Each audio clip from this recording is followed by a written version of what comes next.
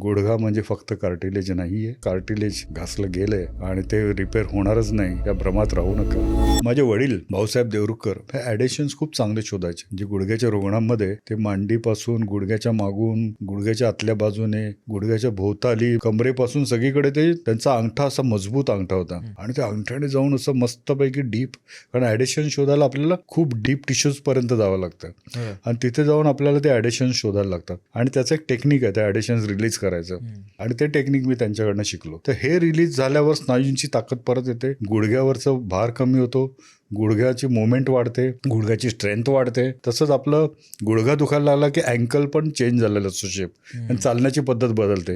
तर त्यासाठी मग अँकलची पण आम्हाला ट्रीटमेंट करावी लागते. म्हणजे अगदी पायाच्या बोटांपासून, अँकलपासून, पोटऱ्यांपासून गुडघे, गुडघ्याच्या वर असं जात आम्हाला संपूर्ण शरीराची अलाइनमेंट करून त्या शरीराला ठीक करावं लागतं. त्यावेळी ते गुडघे चांगले होतात आणि मग आपल्याला ऑपरेशनला जावं लागत नाही. तेच गुडघे आपण चांगल्या पद्धतीने वापरू शकतो.